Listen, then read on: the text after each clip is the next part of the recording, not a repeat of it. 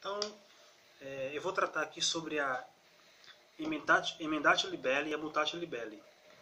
A emendatio libelli, ela é um instrumento previsto no processo penal, artigo 383, salvo engano, em que o juiz, quando ele verifica que os fatos alegados na inicial, eles não correspondem aos fatos provados, ou seja, vou dar um exemplo. Digamos que o delegado de polícia, ele conclui o inquérito e ele remete, ele manda para o Ministério Público e o Ministério Público promove a ação penal alegando que houve um homicídio.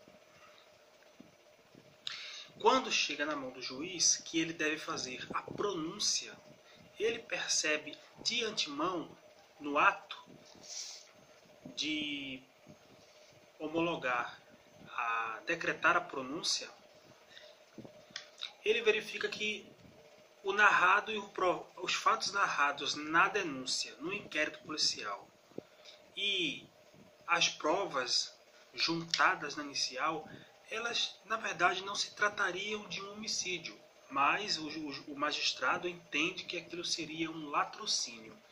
Então ele, de ofício, ele pode, sem modificar a redação da petição, do relatório da inicial, ele não pode mexer.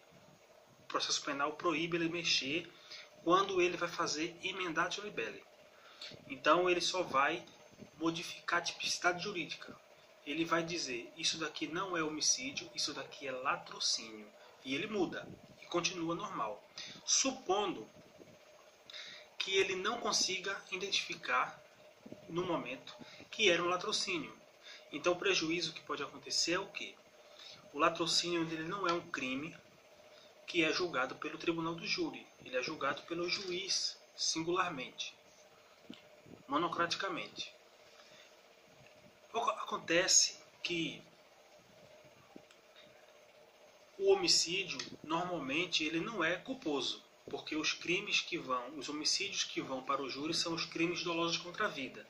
Então, para ficar bem mais claro e fechado aqui o assunto, a ideia é a seguinte: supondo que seja uma denúncia por homicídio doloso contra a vida e ele iria para a júri, mas o magistrado, antes de fazer a pronúncia, de realizar a pronúncia, ele identifica que é latrocínio. Se ele identificar isso, ele pode modificar de ofício e essa modificação não impede que vá para a júri. Não impede que vá para a júri. E, engraçado, era para evitar ir para o júri, já que ele modificou a tipicidade jurídica. Mas a doutrina e a jurisprudência entendem que não, que ele vai para o júri. Indo para o júri, ele pode ser absolvido em júri e após a absolvição vai haver um novo julgamento agora pela nova tipicidade. Por quê? Porque uma vez que ele foi denunciado pelo homicídio doloso, quem tem que apreciar isso agora é o júri. O juiz ele não tem soberania sobre a decisão dos vereditos. Então a defesa tem que provar essa condição para ele, muito embora ele modifique a definição jurídica no ato da pronúncia. Agora, supondo outra situação, o mutatio libelli. O mutatio libelli é quando tanto os fatos alegados na inicial quanto as provas apresentadas, elas não condizem entre si.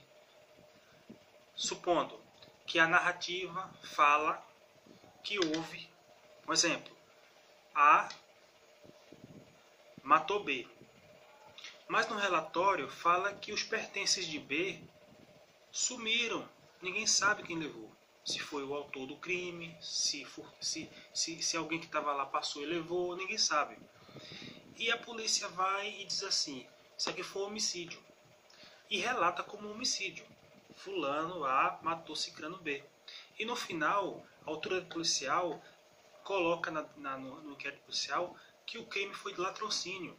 Porque em dado momento eles lembraram que havia sumido pertences da vítima. Quando chega lá na mão do juiz, ele olha e lê e diz assim, peraí, aqui está relatando um homicídio. mas a polícia está dizendo que foi um latrocínio. O que foi finalmente? Então, diante disso, o magistrado ele tem que dar 5 dias para o Ministério Público, encerrada a instrução, artigo 384, que fala, acho que é o 384, isso mesmo, que fala que o magistrado tem que dar 5 dias ao Ministério Público para que ele corrija isso. Não é de ofício. A mutatio libelli não é de ofício. De ofício é apenas a emendatio libelli. Então, eu espero que eu tenha conseguido explicar o meu ponto de vista em relação aos dois institutos, ao emendatio libelli e ao mutatio libelli. Até a próxima.